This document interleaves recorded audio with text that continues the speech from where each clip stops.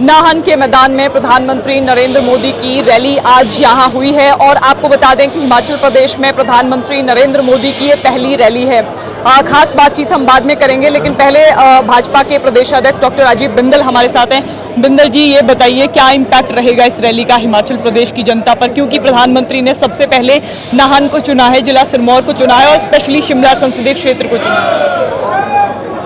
ये ऐतिहासिक चौगान मैदान है जिसकी आयु 400 साल की है और इस मैदान ने सैकड़ों हजारों रैलियां देखी हैं, पर ये जो आज की रैली है, ये रैली ना भूतो ना भविष्यति, ना शायद पहले हुई ना भविष्य में कभी होगी।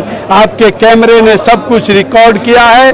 श्रद्धेय नरेंद्र भाई मोदी ने अपनी श्रीमुख से कहा है, ऐसी रैली मैंने नहीं देखी है। उत्साह देखते ही बनता है, सीटियां रुकती नहीं है, मोदी मोदी के नारे चलते रहते हैं। ये बताते हैं कि बच्चे से लेके बूढ़े तक, स्त्री से लेकर के बेटियों तक सब मोदी जी के साथ हैं और मोदी जी ने सबसे गारंटी मांगी है, हिमाचल के विकास के लिए आप मोदी को वोट देंगे। देखिए, इस रैली से पहले जब प्रधानमंत्री हिमाचल प्रदेश आने वाले थे तो चर्चाएं इस तरह की हो रही थी कि शिमला संसदीय सीट और मंडी संसदीय सीट ये भाजपा की कमजोर बताई जा रही थी, इसीलिए ये रैली प्रधानमंत्री ने इन दो स्थलों को चुना। अब आप किस पर क्या प्रतिक्रिया है? भारतीय जनता पार्टी जिस योजना से पिछले 3 महीने से चुनाव लड़ रही है, उस योजना को आप नजरअंदाज नहीं कर सकते। हमने संगठन को चाक चौबंद किया, बूथों को चाक चौबंद किया, बूथों पर काम किया, पन्ना प्रमुख पर काम किया, पन्ना प्रमुखों के सम्मेलन किए, तो शिमला कमजोर कैसे रह सकती है? शिमला सबसे आगे, और समय स्थान बदल करके रैली को चूज करना पड़ता है। पिछली बार यही रैली सोलन में थी, इस बार ये सिरमौर में थी। पिछली बार की रैली माने मोदी जी की सुजानपुर में थी और धर्मशाला के पुलिस ग्राउंड में थी, इस बार मंडी में थी। इसलिए ये कौन आंकलन कर रहा है ये तो मैं नहीं कह सकता, पर हाँ इतना कह सकता हूँ, हिमाचल की जनता ने मोदी जी को आशीर्वाद देने का मन बना रखा। बिंदल जी, लगातार हिमाचल प्रदेश में बात होती है मोदी मैजिक की। कांग्रेस के बड़े बड़े नेता भी मंचों से कह रहे हैं कि भाजपा सिर्फ मोदी मैजिक के सहारे है, भाजपा का अपना कुछ भी नहीं है। हिमाचल प्रदेश की अगर बात करें और स्पेशली अगर शिमला संसदीय क्षेत्र को लेकर बात करें तो सरकार के 6 मंत्री हैं, 3 CPS हैं, फिर एक डिप्टी स्पीकर है। इसका असर क्या पड़ेगा? क्या स्थानीय मुद्दों पर यह चुनाव हो रहा है या राष्ट्रीय मुद्दों को लेकर या मोदी मैजिक को लेकर आप चुनाव लड़ रहे हैं? अगर मोदी जी का मैजिक चल रहा है तो कांग्रेस को क्या तकलीफ है? वो भी चला ले राहुल जी का मैजिक। क्यों नहीं चलाते हैं भाई? क्यों नहीं बोलते हैं कि वो हमारे प्रधानमंत्री के उम्मीदवार हैं? हमने तो कई बार कहा, आइए जरा बताइए आपका प्रधानमंत्री का उम्मीदवार कौन है।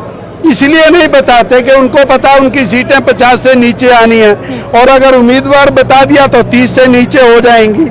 तो अगर जो हिमाचल प्रदेश की जनता मोदी जी के अच्छे कामों को याद करती है, अरे बताइए ना, आपको पता है कांग्रेस के राज में हिमाचल में 8 फुटी सड़कें होती थी, मोदी के राज में 100 फुटी सड़कें होती हैं। कांग्रेस के राज में उतराई चढ़ते थे, चढ़ाई चढ़ते थे, आज मोदी के राज में टनल में से और दूरियां कम होती हैं, पुल बनते हैं, दूरियां कम होती हैं। ये मोदी मैजिक है ना, मोदी काम कर रहा है ना। मोदी के राज में बिलासपुर में टकाटक रेलवे लाइन पहुंच रही है।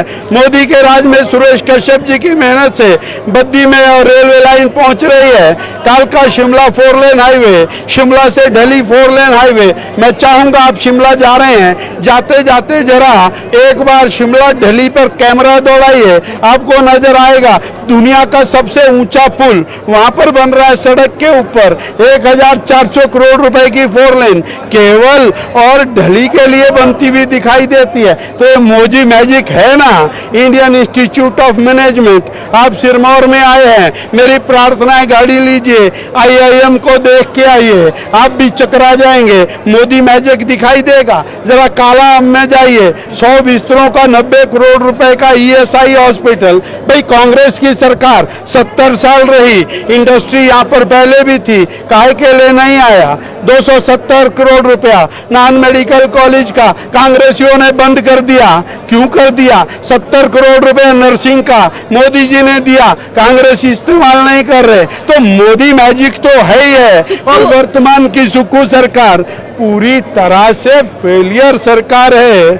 उस सरकार को भी नकार देंगे लोग और मोदी जी को स्वीकार लेंगे लोग, यही बात है। बिंदल जी, आप और भाजपा के कुछ और बड़े बड़े नेता कह रहे हैं कि 4 जून के बाद हिमाचल प्रदेश में कांग्रेस की सरकार नहीं रहेगी। अभी प्रधानमंत्री जी ने भी मंच से कहा कि अब हिमाचल प्रदेश में जो मंत्रिमंडल का बिखराव हो रहा है वो आने वाले समय में परिणाम दिखाएगा।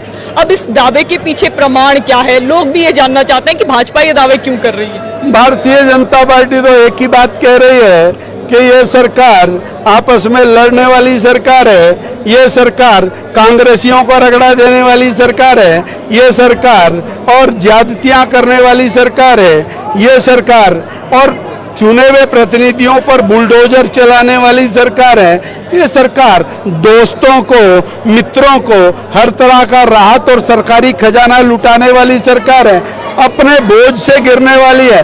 बीजेपी को कुछ करने की जरूरत नहीं है। अभी तो 4 जून की बात है। 4 जून को 4 सीटें, 6 असेंबली की सीटें हिमाचल की जनता और भारतीय जनता पार्टी को देने वाली है। उसके बाद की फिर देखेंगे। अंतिम सवाल आपसे, हम शांता कुमार से मिले थे, हम प्रोफेसर प्रेम कुमार धूमल से मिले थे, बार बार वरिष्ठ नेताओं की अनदेखी का सवाल आ रहा है। फिर भारतीय जनता पार्टी के माननीय शांता कुमार जी का आपका इंटरव्यू मैंने सारा सुना है।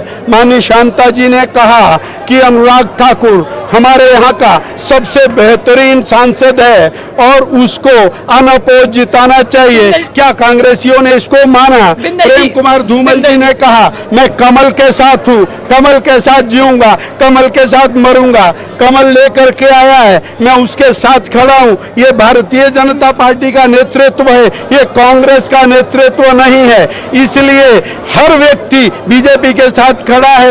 और डॉक्टर राजीव बिंदल हमारे साथ हैं। लगातार हमने बात की कि जिस तरह भाजपा हिमाचल प्रदेश में नहीं बल्कि पूरे देश में मोदी मैजिक की बात कर रही है, और डॉक्टर राजीव बिंदल जिस तरह हमने उनसे बात की, संगठन के विषय में भी बात की और इस रैली का हिमाचल प्रदेश में क्या इम्पैक्ट रहेगा और शिमला संसदीय क्षेत्र और मंडी संसदीय क्षेत्र को प्रधानमंत्री ने क्यों चुना है, ये सभी सवाल हमने डॉक्टर राजीव बिंदल से पूछे। तो फिलहाल संवाद भारत में अभी के लिए बस इतना ही। नमस्कार।